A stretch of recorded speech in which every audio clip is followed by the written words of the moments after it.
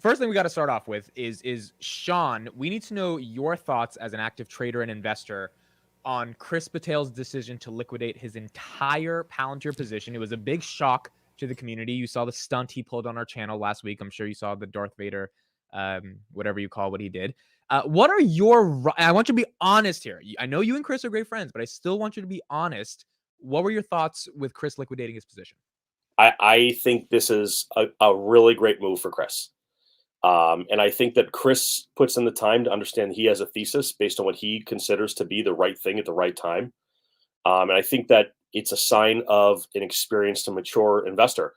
It has nothing to do with Palantir, in my opinion. I think what he really did was he believes there's a more asymmetrically balanced risk reward at another company. I think it's foolish if you believe that and you don't act on it, then it's probably silly to move forward and do that. I think that there's different ways that anyone could play this when they hear that kind of news. They could go all in on, I think you said snow. So let's just say they're all in on snow, right? One thing to remember is like there's going to be a lot of winners in this sector. It's not going to be one or two, and there's different ways to play it as well. So I think the reality is um, there's a really common mistake that people make. Okay. And the mistake is that they base their thesis on an investment on when they bought it, not what it is today.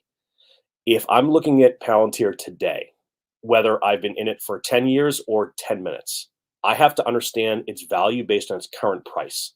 Too many people are looking at its value based on the price they bought it 2 years ago.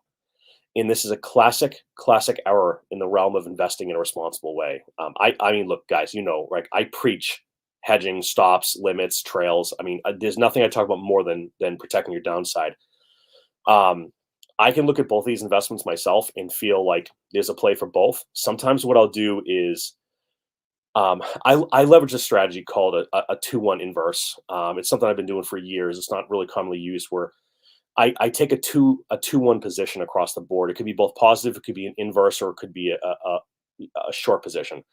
In this case, if I'm super bullish on snow, but I think there's still opportunity in the underlying Palantir piece, what I'll do is I'll take, I'll break it up into thirds. I'm going to move 2/3 of my capital into the preferred option while leaving a third in the other.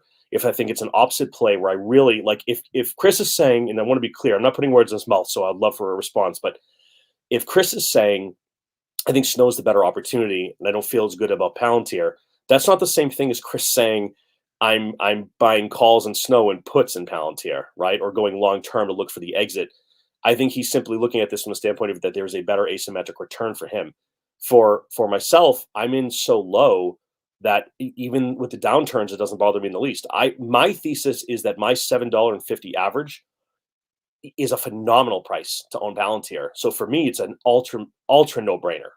Clearly, Sean, I think people want to know in general before we get to Kris, would you buy if you had 100,000 and gun to your head, you have to pick one to go all in? I know this is imaginary. Would you pick Snowflake or Palantir, and which one? uh, okay. So let me just say, not that I don't want to answer the question, but I don't invest that way. So you're I know asking you don't. But me, I'm asking you to pick on the spot. You got to pick one. um, to me, the asymmetric return would be in Palantir, but the ratios of risk is not clear, right? Yeah, Because you guys have right. to understand, like you can't. It's not third grade. Like it's not all Yeah. it's not all green or all red. So I do think though if you gun to my head, yeah, I'm more into Palantir, but I also have spent 20 years working in analytics and AI. So you know, Okay, Kris, your thoughts on Sean commending you for doing what you had to do? I mean, I don't think he's commending me. I think he's just saying like what a lot of reasonable people have been saying, which is everyone has to make a decision on how they're going to proceed with their investment. And the other thing is, people's thesis change. I know sometimes people like they want to. I know some of the people in the comment section are saying, "Oh, Kris is paper hands." Okay, well, tell that to the people who are basically completely broke because they put their money in Voyager and didn't even get out. You cannot have a situation where you're putting all your money or all your eggs in one basket, and then just because you have the fear of missing out on the gain, you don't readjust your thesis, right? So for me, a lot of my thesis for Palantir was starting to change mainly because of their go to market strategy. Like I do implementation work in my full-time job. I can tell you right now, the way that they're trying to sell their products is the most critical piece of, I think, their weakness right now. And because they're not correcting it and they're not doing it in the timely manner which is required for a SaaS business, I think that's the part that really jars a lot of the original thesis that I had that made me so bullish on Palantir.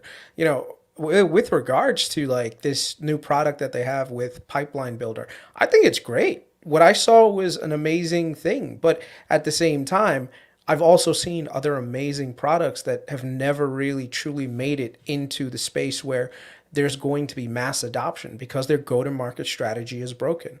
Whereas when I look at Snowflake, I see them capturing larger and larger market share. And on top of it, they're also capturing the developer community to required to make that the sticky product. What makes it a sticky product isn't that you love the product, it's because everyone loves the product. Anyone that I spoke to over the last year and a half, they are very comfortable with Snowflake. It is their preferred choice of software to work with. And I know that there's this criticism of thin product, like because Alex Karp said so. But you guys have to also take into mind it's built that way purposely so that it's very efficient to deploy all over the place, right? If you're trying to go for mass market, mass adoption, that's the kind of thing that you need. Someone on the comment section is like, oh, look, they're paying AWS all this money every year. Yeah, but guess what they don't have to do? They don't have data centers to manage on their own and have every data center in every region. Also, if they were to get into the cloud computing game, they'd literally be competing against hyperscalers that have a much lower cost basis in maintaining things. Like, so I think people have to remember this is a business, right? And good business models tend to outperform good products, in my opinion, if it's led by the right leadership. And what I'm seeing right now is telling me that the leadership at Snowflake is doing a much better job at holding not only holding market share but expanding market share and creating a much more stickier product. And now they're actually building on top of it. If you guys start watching some of the Databricks Summit and the Snowflake Summit, that should, I don't want to say that should scare you, but that should make you realize that guess what? Palantir does not have an unlimited amount of time to what is that thing called to gain market share. It's going to be a much harder uphill battle the more they keep struggling with their current business. I mean, the current go to market strategy that they have. There is some talk, and which we were talking about earlier on Twitter, that they were trying to introduce a pay-as-you-go model, which is very similar to what Snowflake is doing. And now some of the other industry leaders are actually moving into that same kind of business model because it works, right? My biggest complaint right now, especially with Palantir, is their leadership's inability to be dynamic enough to adopt what works and to leave some of the stuff that's not working behind. And I think that's the problem with having someone who's a founder, because they're so set in their ways. They're not willing to adopt industry standards. They're not willing to move into that, because at the end of the day, quick, before we let Sachin speak, Kris, how have you felt about some of the backlash you've gotten personally? How are you dealing with that? I mean, it's okay.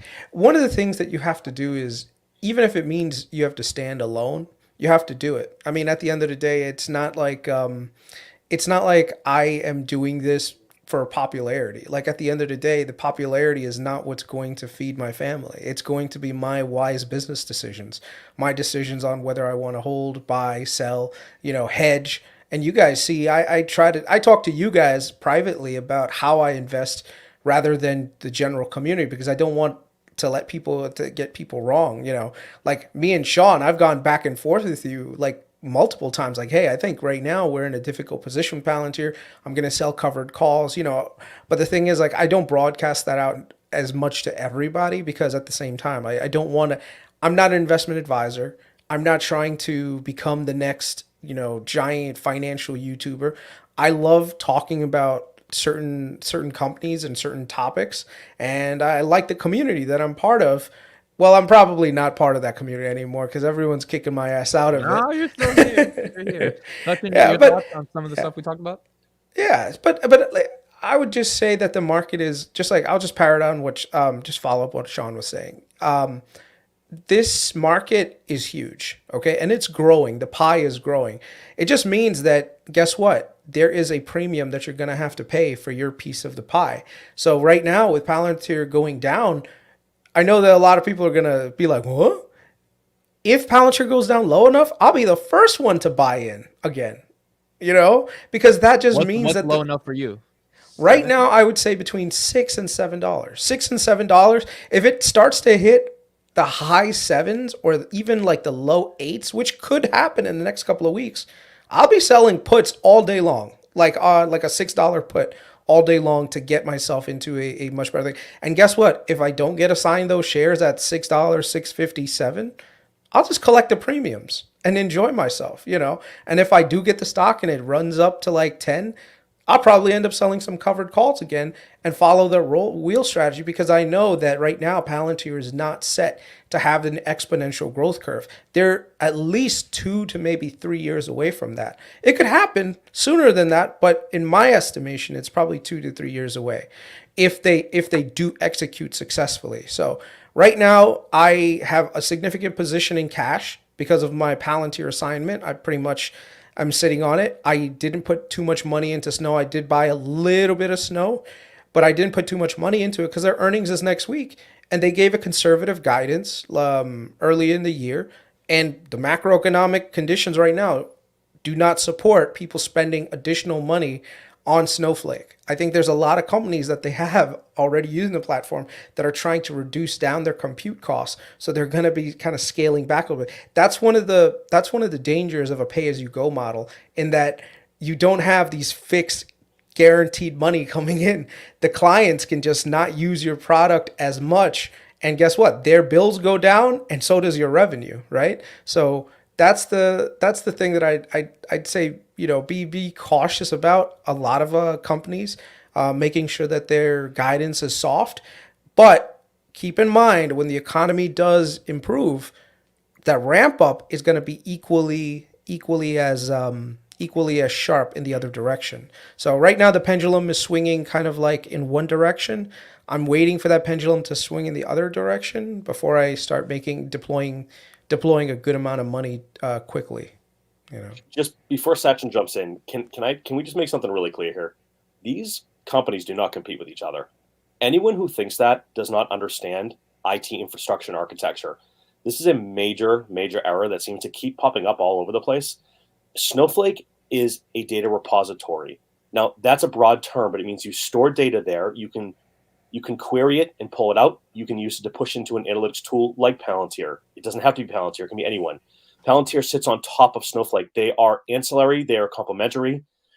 Best-in-breed businesses are going to use best-in-breed products and solutions together. The thing that's happening in a tough economy is that companies go through what's called a tech audit. A tech audit is a complete process. This is what I do, literally all 10 hours a day, 5 days a week for 20 years. They do tech audits. Go in and understand the architecture, the enterprise applications that are layered on top of it, the underlying fundamental processing and compute power there within, and then we understand where money is being used efficiently, effectively, and where we can cut to bring other things in. The two of these together are extremely powerful. The risk in the slow economy, which is, I think, what Kris really said, just to sum it up really quick, the risk is that you must, it is not optional, you must have a data repository, full stop, period. No one else, if anyone tells you don't, they're wrong. They know nothing about what they're talking about. If you are in a tough economy, you can cut back on a Palantir, but you cannot cut back as easily on a data repository because you have a certain amount of data that must have compute power. Satch, I want to hear your opinion, so I'll stop in a second. But Kris, one thing I would point out, and maybe this is what some folks don't necessarily see, is you're looking at what your plays are, as I understand, in sort of the nearer term. That's a flexible word, but nearer term. The asymmetrical return of why someone like myself is in things like leaps is because I'm not looking at how tough things are going to be for 6 months. I'm thinking a year, 2 years, 3 years, if and when or maybe they fix their go-to-market, their sales issues, and their commercial business growth, I can see the explosion of this upwards and outwards. But the opportunity cost of that not happening for 3 years is Kris's biggest point, right? Well, I disagree, but it's only because the average return in the market is between 8 and 12%. If I can get a double or a triple, I'm going to blow those numbers out in 3 years. I mean, if this thing gets back to 20 and it hits 7, that's a 300% return. right? Good point. That's where I'm at. Now, keep in mind, I'm not losing any opportunity of it. I'm playing options where I'm just simply paying premium. It's a minimum amount to spend. So Right. I think where people might assume we're all saying different things, I think if we actually slice this into timelines, we're not that disparate on our end game or our play. It's about how do you solve. Snowflake is all about optimization at this point and growth and expansion because everyone and their mother's using Snowflake. Palantir has an equally large TAM, but a lack of execution within the TAM. So they're focusing on what's known as a SAM, a serviceable addressable market, that is growing across all products, but they haven't executed it yet. That's why, if you That's why you think believe, there's a moonshot. well, I think that's why there might be an opportunity. Right. Is that it takes time to fix these problems. Full stop.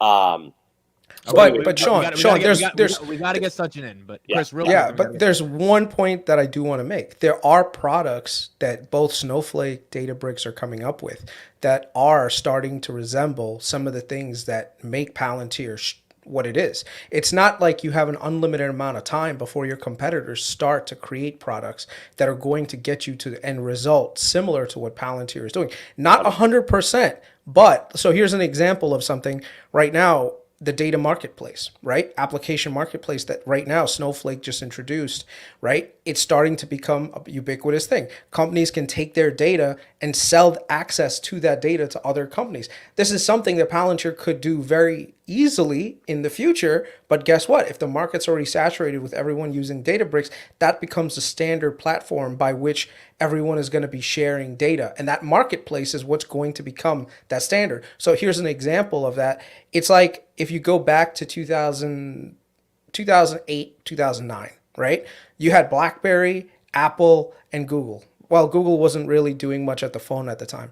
One of the mistakes that BlackBerry did was they didn't support that developer community enough to build on top of it. So there wasn't enough value that was created.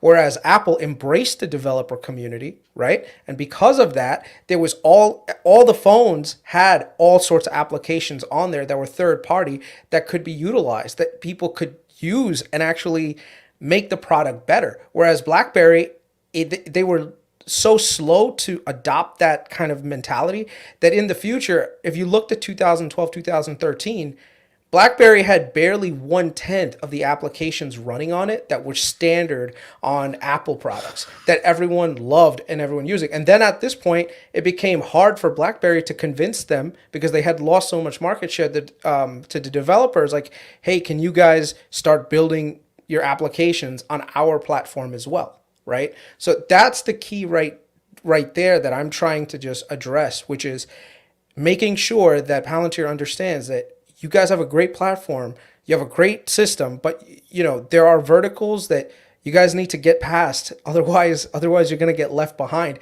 and your total addressable market will be cannibalized by these other competitors. I'm not saying you'll lose, but guess what? If you're telling me that Snowflake, Databricks, and even Amazon with their Redshift, BigQuery are not trying to figure out how to sell more of their products and cannibalize some of the stuff that Palantir is doing, that's I'm telling you, it's just not what it is.